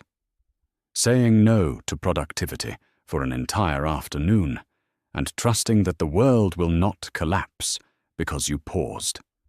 This will feel uncomfortable at first. Your nervous system will resist. Your mind will tell you that you are wasting time. Your old belief will whisper that rest is only acceptable after you have earned it. But push through, because on the other side of that discomfort is a new level of trust, a new frequency, a new belief that you are inherently valuable, not for what you do, but for who you are. Now let us talk about community, because you become the average of the 5 people you spend the most time with. Their beliefs shape your beliefs. Their frequency influences your frequency. Their reality becomes your reality. And if the people around you are stuck in the old frequency, if they are still operating from lack, from doubt, from fear, it will be nearly impossible for you to maintain the new one. Not because you are weak, but because energy is contagious. And if you are constantly absorbing the frequency of struggle, your own frequency will eventually match it. So audit your relationships. Look at the people you spend the most time with. Do they reflect the frequency you are cultivating? Do they believe in possibility, or do they reinforce limitation? Do they celebrate your growth, or do they subtly discourage it? Do they lift you, or do they drain you? This is not about judgment. This is not about cutting people off without care. This is about honesty, about recognizing that some relationships were formed when you were at a different frequency. And as you evolve, not everyone will evolve with you, and that is okay. It is not a betrayal to outgrow people. It is not cruelty to create distance from those who keep you small. Surround yourself with people who are already living at the frequency you are reaching for. People who believe in abundance, in ease, in worthiness. People who do not need you to stay stuck to feel comfortable. People who see your transformation and cheer for it instead of fearing it. And if you do not have those people yet, seek them out. Join communities that align with your new belief. Find mentors who embody the frequency you are cultivating. Engage with content, with ideas, with energy that reinforces where you are going instead of where you have been. You cannot do this alone. You were never meant to. You need resonance. You need reflection. You need people who remind you of who you are becoming when the old identity tries to pull you back. And finally, make this a practice, not a project. A practice. Because transformation is not a destination. It is a process, and processes require consistent review, recalibration, and refinement. Set aside time weekly to assess your frequency, not to judge yourself, not to criticize, but to notice. What beliefs resurfaced this week? What old patterns showed up? What triggered you back into the old frequency? And just as importantly, what evidence appeared of your new reality? What moments reflected the new belief? What opportunities arrived? What shifts, however small, confirmed that the transformation is real? Write it down. Track it. Make it visible. Because your brain needs evidence. It needs proof that the new frequency is working. And when you document it, when you reflect on it, when you acknowledge it, you strengthen the neural pathways that support the new belief. And then ask, what adjustments are needed? What boundaries need to be reinforced? What practices need to be recommitted to? What relationships need to be reevaluated? What parts of your environment need to be refined? This is not about perfection. This is about awareness, about making small, consistent adjustments that keep you aligned instead of waiting until you have completely fallen off course. Sustainability is not built through dramatic overhauls. It is built through small, daily choices, through the decision to protect your morning, through the courage to set a boundary, through the willingness to rest, through the commitment to surround yourself with resonance, through the discipline to review and recalibrate. These are not grand gestures. These are foundational practices, and foundations are what allow everything else to stand. Without them, the tools crumble, the beliefs erode, the frequency fades. But with them, with a life designed to sustain the transformation instead of sabotage it, the new frequency becomes permanent. Not because you are trying to hold it, but because everything in your life is supporting it, reinforcing it, reflecting it back to you. And that is when the shift becomes irreversible. That is when you stop being someone who is working to change and become someone who has changed. That is when the frequency you emit is no longer something you maintain, but something you are. You might be wondering if any of this is real, if belief truly shapes reality, or if this is just another self-help concept that sounds good, but has no substance.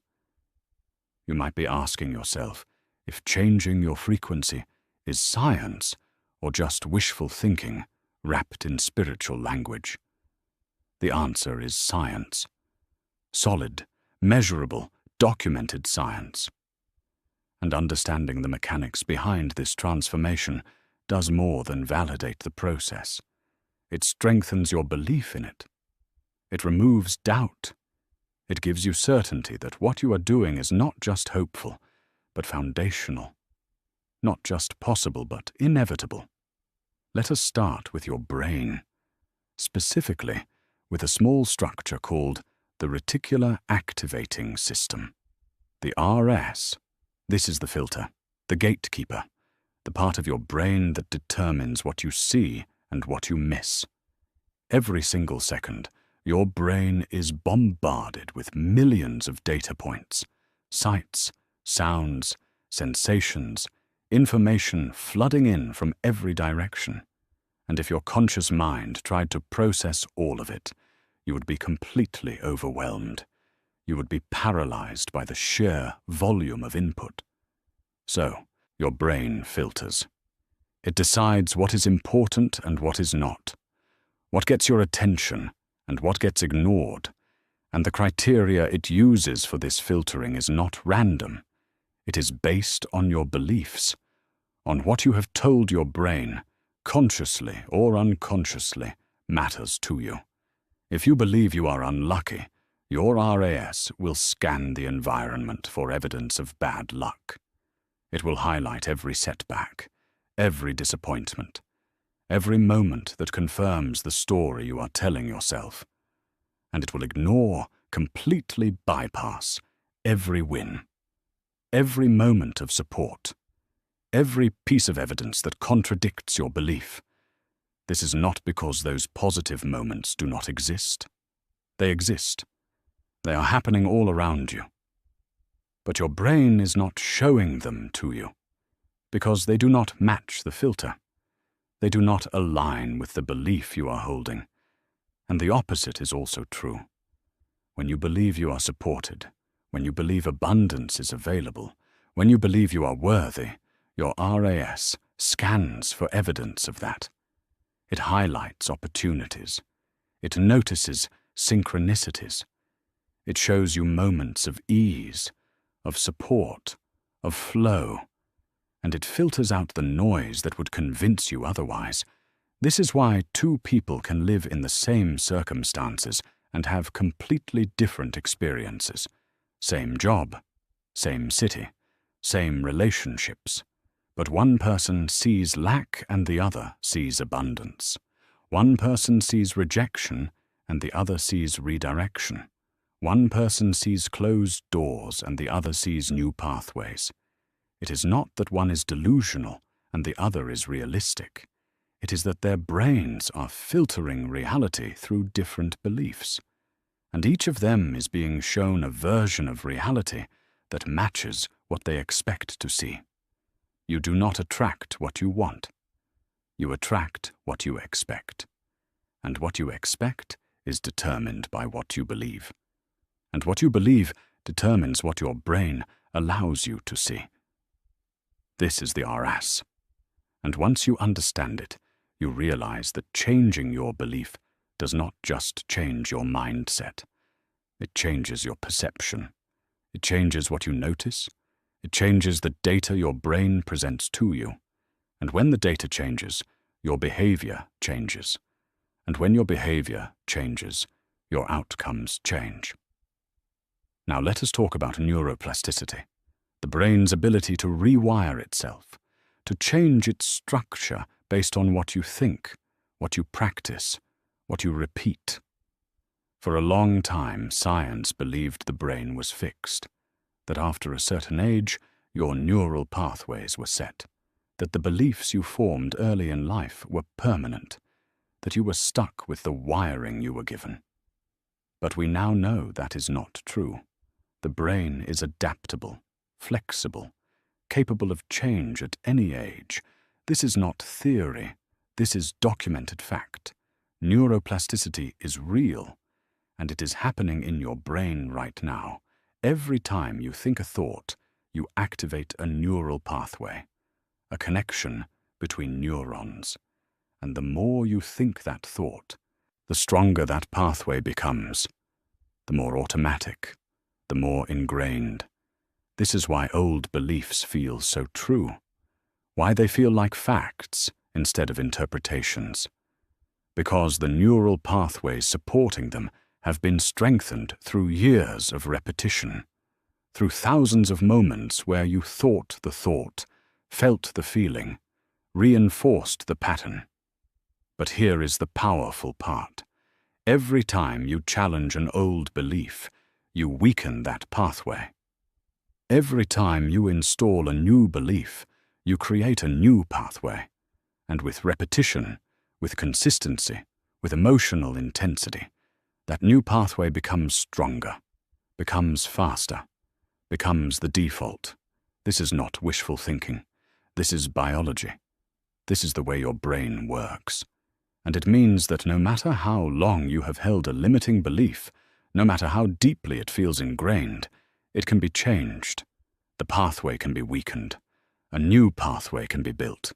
The wiring can be updated. And the more you practice the new belief, the more automatic it becomes, until one day you do not have to remind yourself. You do not have to force it. It is just who you are. It is just how you think. It is just the lens through which you see the world. This is why repetition matters, why daily practice matters, why consistency matters, because you are not just changing your mind, you are rewiring your brain. And rewiring takes time, takes repetition, takes the willingness to keep showing up, even when the old pathway tries to pull you back. Now let us talk about the placebo effect, one of the most powerful demonstrations of how belief shapes reality. In medical studies, patients are given a sugar pill, no active ingredients, no therapeutic compounds, just a pill that does nothing. But they are told it will help them. They are told it will reduce pain, improve symptoms, heal their condition. And in a significant percentage of cases, it does. Not because the pill had any power, but because their belief did. The brain, convinced that healing is happening, triggers physiological changes. It releases endorphins. It reduces inflammation. It alters brain chemistry. And the body responds, not to the pill, but to the belief about the pill. This has been documented thousands of times in pain management, in depression treatment, in physical performance. Belief alone has been shown to heal illness, improve outcomes, and alter the body's response. And the opposite is true as well. The nocebo effect. When people believe something will harm them, it often does, even when the substance is harmless, because the brain responds to the belief, not the substance. Your conviction shapes your reality, not because the universe is mystical, but because your brain and body respond to what you believe is true. Your beliefs trigger neurochemical responses. They influence your immune system. They alter your perception. They shape your behavior. And all of that combines to create outcomes that match what you expected. This is why belief is not optional. It is not just a nice idea. It is the mechanism. It is the lever. It is the thing that determines whether your brain and body are working for you or against you. And finally, let us talk about the electromagnetic field of the heart. Because this is where belief becomes energy, where internal state becomes external signal, where what you feel inside becomes what you broadcast outside. Research from the HeartMath Institute and other organizations has shown that the heart generates an electromagnetic field, a measurable, detectable field that extends several feet beyond your body. And this field is not static. It changes based on your emotional state.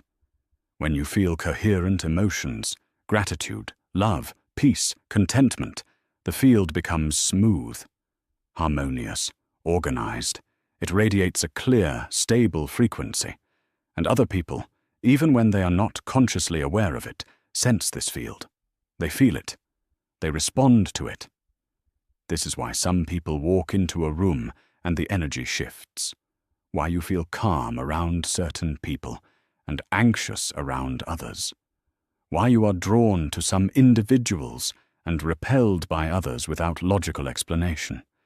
You are sensing their field, the electromagnetic signature they are broadcasting based on what they feel inside. And when you feel chaotic emotions, fear, anger, doubt, resentment, the field becomes erratic, disorganized, unstable. And again, people sense this, not consciously, but subconsciously, and they respond accordingly. They pull back, they hesitate, they do not trust, not because of anything you said or did, but because of the frequency you are emitting. You are always broadcasting. Every moment, every interaction, every room you enter, your heart is sending out a signal, and that signal is telling the world how to respond to you. This is not metaphor. This is measurable physics. You have an electromagnetic field. It changes based on your emotional state, and other people detect it, and that detection influences how they treat you, how they respond to you, how they engage with you. So when you shift your belief, when you move from fear to trust, from doubt to certainty, from scarcity to abundance, you are not just changing your thoughts, you are changing your field, you are changing the signal, you are changing the frequency you emit. And when that frequency changes, the way people and opportunities respond to you changes. This is why the work you are doing matters. This is why belief is not just internal. It is external. It is tangible. It is the energy you broadcast into the world. And the world, in its perfect responsiveness, reflects that energy back to you. The science is clear. Your brain filters reality through belief. Your brain rewires based on repetition. Your body responds to conviction. Your heart emits a field that others detect. All of this is measurable. All of this is documented. All of this is real. So when you change your belief, you are not just hoping for a different outcome. You are activating a biological, neurological, electromagnetic shift. You are changing the way your brain processes information. You are changing the way your body responds. You are changing the signal you broadcast. And when all of that changes, your reality has no choice but to change with it. Not because you wished it into being, but because you became the frequency that magnetizes it. And magnetism is not magic. It is physics. It is science. It is the way energy works. And now you know. Now you understand. Now you see that this is not just belief. This is mechanics. And when you trust the mechanics, when you follow the process, when you commit to the rewiring, the results are not just possible. They are inevitable. The science is real. The tools are proven. The process works. But knowing all of this does not mean the journey will be smooth. It does not mean life will stop testing you. It does not mean the old patterns will disappear without a fight. Belief is easy when life is easy. When everything is flowing, when opportunities are appearing, when the evidence is clear. But the real test comes when stress hits, when failure arrives, when doubt creeps back in, when the world seems to contradict everything you have been working to believe. This is where most people break. This is where they decide it is not working. This is where they abandon the new frequency and slide back into the old one. Not because the process failed, but because they did not know how to hold their frequency under pressure. So let us talk about what happens when life tests you, and more importantly, how to stay anchored when it does. Fear will resurface. Count on it. You can reprogram your beliefs, reset your frequency, rewire your brain, and still fear will show up. Because fear is not the enemy. Fear is the nervous system doing what it was designed to do, scanning for danger. trying to keep you safe, pulling you back toward the familiar, because the familiar feels safer than the unknown. When fear arrives, most people interpret it as failure, as proof that the transformation was not real, as evidence that they are still broken, and that interpretation pulls them out of the new frequency faster than anything else. But fear does not mean you are failing. It means your nervous system is still learning to trust the new frequency. It means the old wiring is still there, still firing, still trying to pull you back. And that is normal. That is expected. That is part of the process. So when fear shows up, do not run from it. Do not shame yourself for feeling it. Name it. Say it out loud. I am afraid this will not work. I am afraid I will fail. I am afraid I am not actually worthy of what I am reaching for. And then thank it. Thank you for trying to protect me. Thank you for wanting to keep me safe. Thank you for alerting me to what feels risky. I see you. I hear you. And I am choosing the new belief anyway. This is the key. Acknowledging the fear without letting it dictate your action. Recognizing it as a response, not a truth. Honoring it as part of your system without giving it control. And then you choose. You choose the new belief even while the fear is present. You take the aligned action even while the doubt is whispering. You hold the frequency even when the old pattern tries to pull you back. This is courage, not the absence of fear, but the willingness to move forward with it. Now let us talk about the gap, the space between shifting your frequency and seeing the external shift. This is where most people quit, because they change the belief, they do the work, they hold the frequency, and nothing happens. Or at least nothing visible. The job does not come. The relationship does not change. The money does not flow. And they interpret the lack of immediate results as proof that it does not work, that they are the exception, that the universe is not responding. But there is always a lag, always a delay. Because you are not just changing your thoughts, you are changing your energy. And energy takes time to reorganize into form. The internal shift happens first, the external shift follows, but it does not follow instantly. Think of it like planting a seed.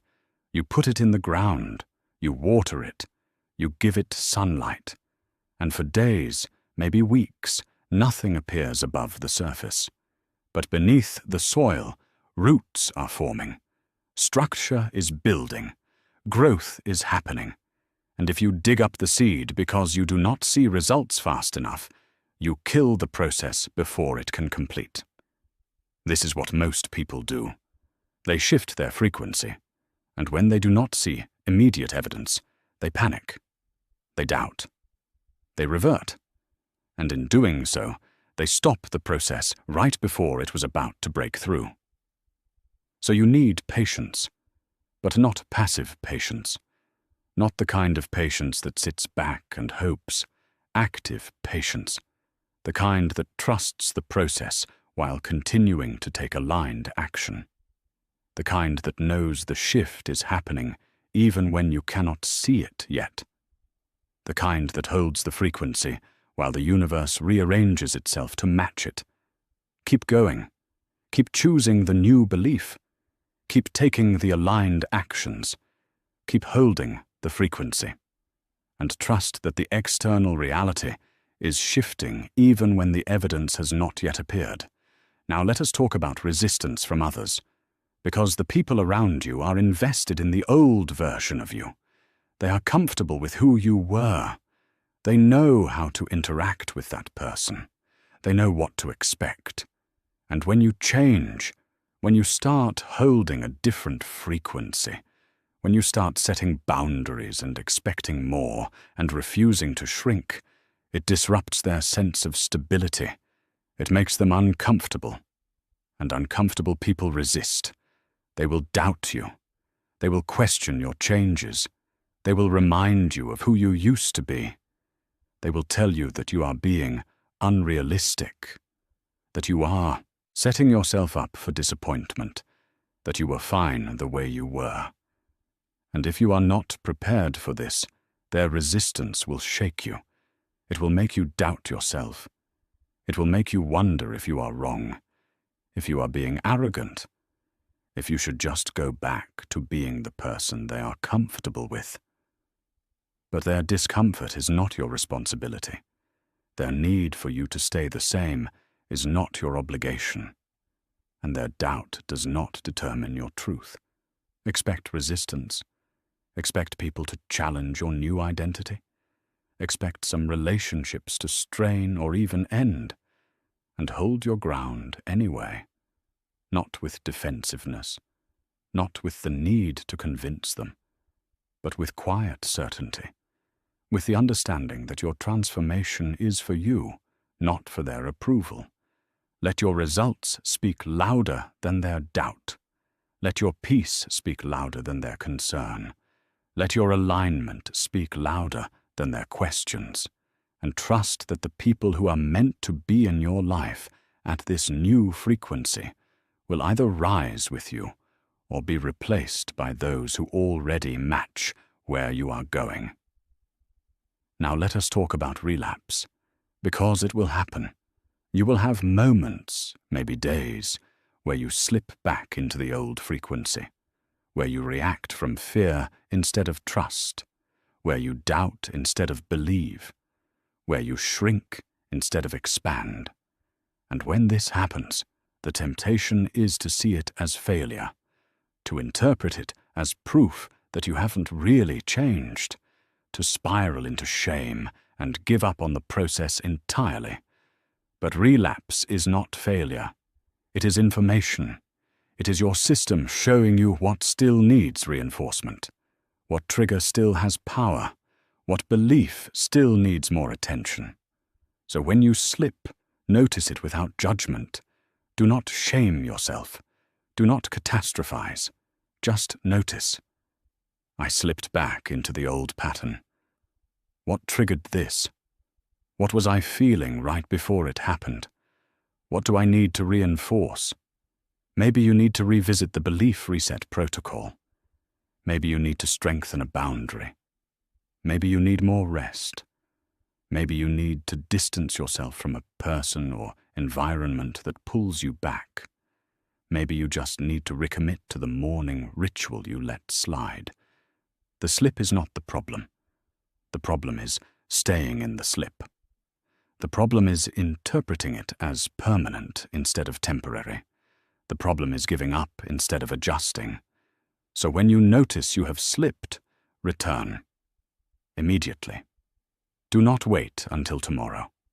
Do not wait until Monday. Do not wait until you feel ready. Return now. Choose the new belief now. Take the aligned action now. Hold the frequency now. And each time you do this, each time you catch yourself and return, you get faster. The slip gets shorter. The recovery gets quicker. And that is mastery. Not never falling, but learning to stand back up before anyone even notices you were down. And finally, let us talk about high-stakes moments, because this is where the frequency you hold matters most. Job interviews, difficult conversations, financial decisions, health crises, moments where the outcome feels critical and the pressure is immense. This is when most people abandon their frequency. They revert to fear, to doubt, to the belief that they need to force, to control, to convince. And in doing so, they broadcast the very energy that repels what they want. But if you have been practicing, if you have been building the foundation, if you have been training your nervous system to hold the new frequency, then these moments become opportunities. Opportunities to prove to yourself that the transformation is real, that the frequency is stable, that you can trust yourself even when the stakes are high. So in those moments, breathe. Use the technique you learned. 4 counts in, 4 counts hold, 6 counts out, 2 counts hold. Reset your nervous system before you enter the room, before you have the conversation, before you make the decision. Then remind yourself of the new belief. I am worthy of this. I am enough. I am supported. I trust the outcome. And let that belief settle into your body. Let it shift your posture. Let it calm your voice. Let it steady your presence.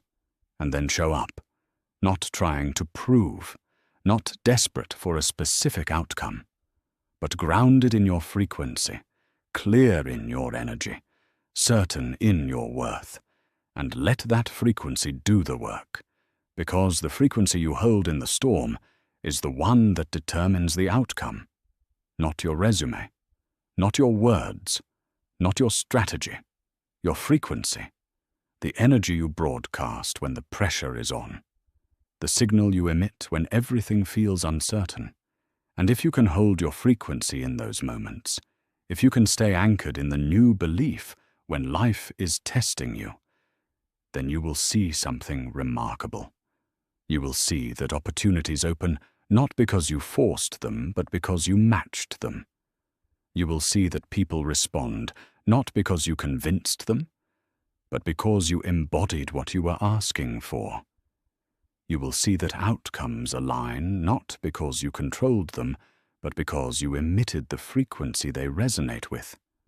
Mastery is not perfection. Mastery is not never slipping, never doubting, never feeling fear. Mastery is the ability to return to your frequency faster each time you lose it, to catch yourself sooner, to recover quicker, to trust deeper. And that is what you are building. Not a life without challenges, but a self that can hold steady through them. Not a reality without pressure, but a frequency that remains unshaken by it. This is how you hold your frequency when life tests you. Not by avoiding the test, but by passing it, over and over again, until the new frequency is not something you maintain, but something you are. You are not the same person who started this journey. You are not the person who doubted their worth, who questioned whether ease was possible, who carried the weight of limiting beliefs like an identity. That person still exists in your memory, in your history, but they are no longer who you are. You have shifted, not just in understanding, not just in intention, but in frequency, in belief, in the very energy you emit into the world. You are no longer becoming. You have become. This is not arrogance. This is not pretending. This is recognition. This is the moment you stop hoping for change and acknowledge that you are the change, that the work you have done, the beliefs you have challenged, the frequency you have cultivated has reorganized you at a fundamental level. You are someone who trusts life now, not blindly, not naively, but deeply. You trust that the universe is not against you, that setbacks are redirections, that delays are not denials, that what is meant for you will find you because you have become the frequency that magnetizes it. You are someone who expects abundance now, not someday, not when you finally deserve it. Now. You expect money to flow. You expect opportunities to appear. You expect support to arrive. Not because you are entitled, but because you have rewritten the belief that scarcity is your portion. You have installed the truth that abundance is your natural state.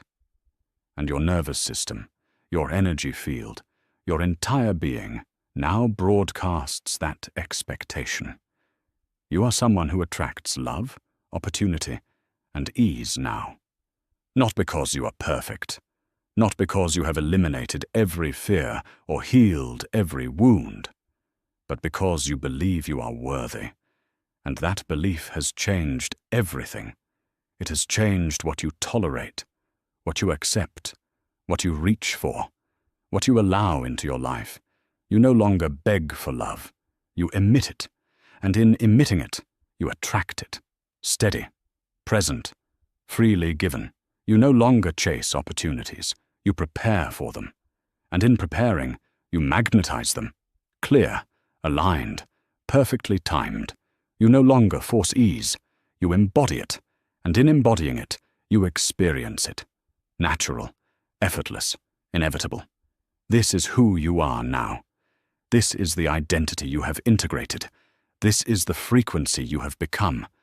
And life looks different from this place. Mornings feel different.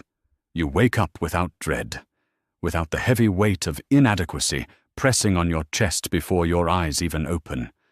You wake up grounded, certain, ready. Not because the day will be perfect, but because you trust yourself to navigate it. Because you know that whatever comes, you can hold your frequency through it. Relationships feel different. You no longer enter them from a place of desperation. You no longer twist yourself into shapes that do not fit just to keep someone's attention. You no longer overcompensate, over-explain, overgive to prove you are worth staying for. You show up as yourself, fully, unapologetically. And you trust that the people who are meant to be in your life will see your value without you having to perform it. Work feels different. You no longer carry the constant hum of self-doubt. You no longer second-guess every decision, every contribution, every moment of visibility. You know your worth. You deliver your value. And you trust that recognition will come, not because you forced it, but because you have become undeniable. Not loud, not arrogant, just clear, just certain, just aligned. Rest feels different. You no longer feel guilt when you pause. You no longer equate stillness with laziness or ease with unworthiness. You rest as an act of trust, as proof that you believe life will support you even when you are not in motion. And in that rest, you restore, you recalibrate, you return to your frequency stronger than before. Money feels different. You no longer grip it with fear. You no longer spend with guilt or save with anxiety. You move money with ease, with trust, with the understanding that it is energy and energy flows. And the more freely you allow it to flow, the more it returns. Not because you are reckless, but because you are no longer operating from scarcity.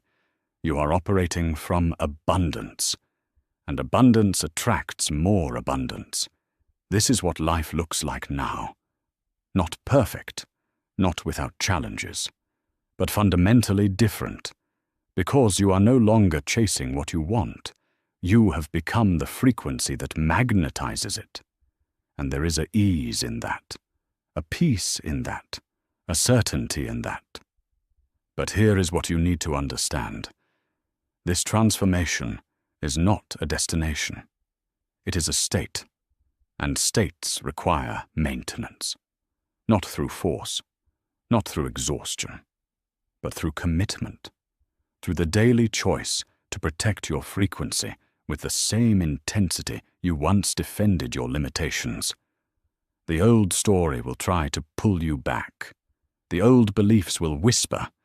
The old patterns will resurface. And in those moments, you have a choice. You can slip back into who you were, or you can recommit to who you have become. Choose to recommit. Choose to protect this frequency.